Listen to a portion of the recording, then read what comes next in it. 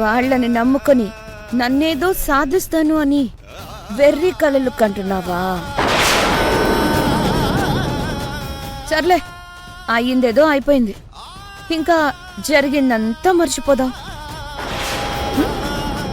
ఎలాగో నీ కొడుకు కోడలు దరిద్రంలో ఎలా బ్రతకాలో ఒక క్లారిటీకి వచ్చారు కాబట్టి నువ్వు పని చేయి భువనేశ్వరిదేవి. నువ్వు కూడా వాళ్ళతో పాటు ఏదో ఒక పని వెతుక్కో. ఎందుకులే భువనేశ్వరిదేవి, ఆ పనేదో నేనే ఇస్తాను. ఫ్యామిలీ మొత్తం వచ్చి నా ఇంట్లో పని చేయండి. అవును, నీకు వంట బాగా వచ్చు కదా, నువ్వు వంట పని చూసుకో. ఏ కాకి, నువ్వు బట్టలు బాగా ఉతుకుతావు కదా, నువ్వు ఆ పని చూసుకో, సరేనా? అలాగే నీ కోడలు కావేరి ఉంది కదా, ఆమె ఇల్లంతా ఊడ్చి తుడిచి సాయంత్రానికి నా కాళ్ళు నొక్కుతుంది. మరి నీ కొడుకుతో ఏం చేపించుకుంటే బాగుంటుంది? డ్రైవర్. నా కార్ డ్రైవర్గా చేస్తాడు. చూసావా భువనేశ్వరిదేవి, నేనేదో నీ కుటుంబానికి అన్యాయం చేసినట్టు ఫీల్ అయిపోతున్నావు, కానీ ఇప్పుడు నీ ఫ్యామిలీని ఎంత బాగా సెటిల్ చేస్తున్నానో. ఏ చిత్ర, మీది చాలా కైండ్ హార్ట్ మేడం. అదే వీళ్ళకు అర్థమై చావట్లేదు చిత్ర, అన్నీ ఎక్స్ప్లెయిన్ చేయాల్సి వస్తుంది. సో భువనేశ్వరిదేవి, ఇది చెప్పడానికే వచ్చాను. మరి నేనిచ్చిన బంపర్ ఆఫర్ ఒప్పుకుంటే 4 డబ్బులు, కడుపు నిండా తిండి దొరుకుతుంది. వచ్చేయండి.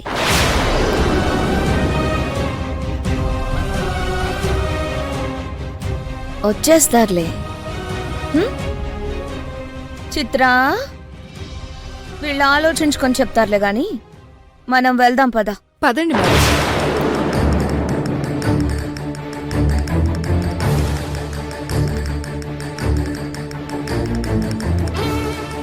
అన్నీ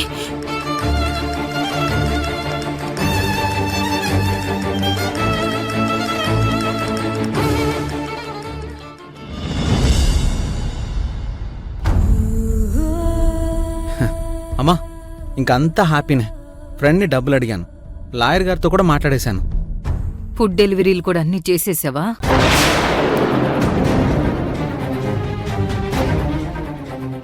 ఫుడ్ డెలివరీ బాయ్గా జాబ్ బాగుందా అర్జున్?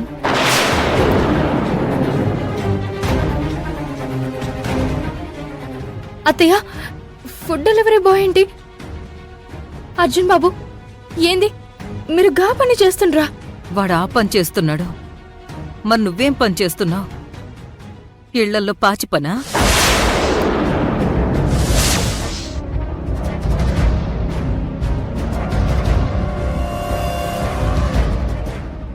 అత్తయ్య, అది ఏం కాదా?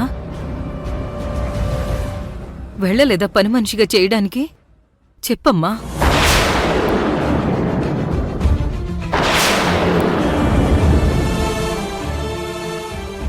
ఎవరి ముందైతే నేను తల దించుకోకూడదు అనుకున్నానో, ఈరోజు అదే వచ్చి మీరు చేస్తున్న ఈ ఘనకార్యాల గురించి చెప్పింది.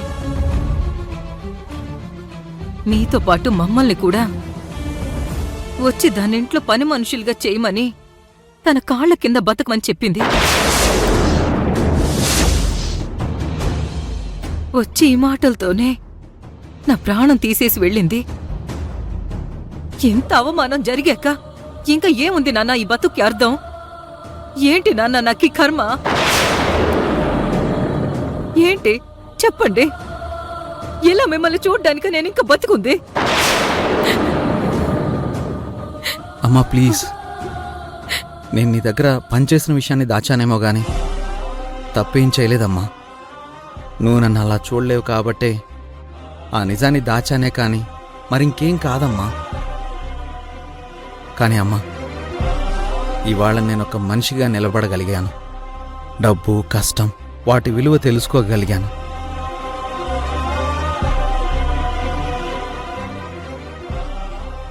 లైఫ్లో ఫస్ట్ టైం కళ్ళు తెరిచి ఇదా ప్రపంచం అని చూశానమ్మా.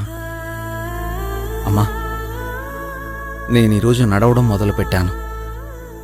రేపటి నా సక్సెస్ ఇక్కడే మొదలైందని నేను గర్వంగా చెప్పుకోగలను.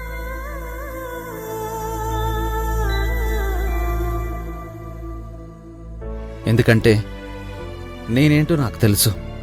ఇక జీవితంలో ఓడిపోనమ్మా, ఓడిపోను.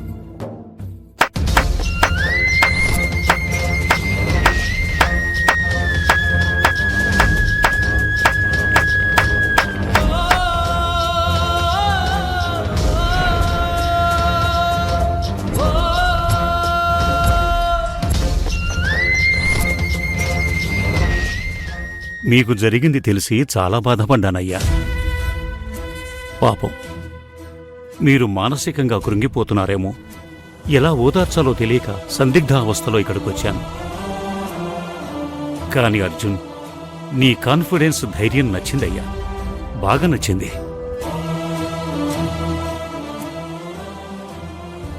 ఇటువంటి సమయంలో ఏ మనిషి అయినా ఎలా ఉండాలో అలాగే ఉన్నావు. ఈ సమాజానికి ఒక ఎగ్జాంపుల్లా కనపడుతున్నావు. Keep it up my boy. Thank you sir. అవును అమ్మా భువనేశ్వరి, మీకింతటి కష్టం వచ్చిందే, ఈ సమయంలో కూడా నేను మీకు గుర్తుకు రాలేదా? అలా అని కాదండి. చిన్నతనంగా అనిపించిందా? నేను నీకు తండ్రిలాంటి వాణ్ణి కదమ్మా. నా దగ్గర కూడా అలాంటివి పాటించాలా చెప్పు? అమ్మా భువనేశ్వరి, మీరు సంస్కారం కొద్దీ నాతో ఏ విషయం చెప్పకపోయినా నాన్న వాళ్ళ గురించి నాకు ఎప్పటికప్పుడు అప్డేట్స్ అందుతూనే ఉంటాయి. అందుకే విషయం తెలియగానే యుఎస్ ఫ్లైట్ రేపటికి పోస్ట్పోన్ చేసుకుని వెంటనే బాంబే నుంచి తిరిగి వచ్చేశాను.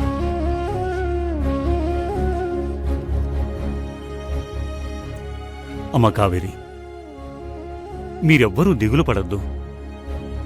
ఆ యమజ మిమ్మల్ని మోసం చేసి ఆస్తి లాగేసుకోవచ్చేమో గాని మీ ప్రతిభ, మీ కష్టం అది మీ దగ్గరే ఉంది. ఆ రోజు నేను ఆర్గానిక్ ప్రాజెక్ట్ చేస్తానని ఒప్పుకోవటానికి కారణం నువ్వే కావేరి. నీ పట్టుదల, సహనం, సంకల్పం ఇవే నా ముందు నిన్ను ఒక ఐకాన్లా నిలబెట్టాయి. రేపు ఆ ప్రాజెక్టుని నువ్వైతేనే నిలబెట్టగలవన్న నమ్మకాన్ని నాలో పెంచింది కూడా అదే.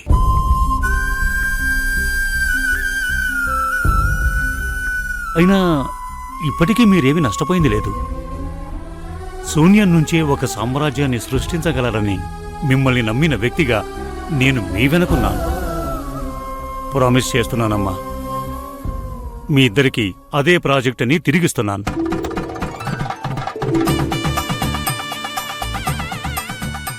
గమ్యం అదే కాని కొత్త ప్రయాణం మొదలుపెట్టబోతున్నాను.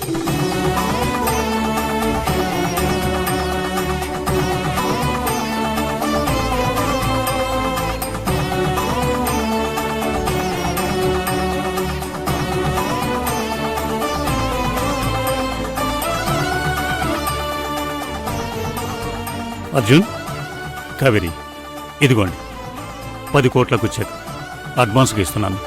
తీసుకోండి. తీసుకో అర్జున్.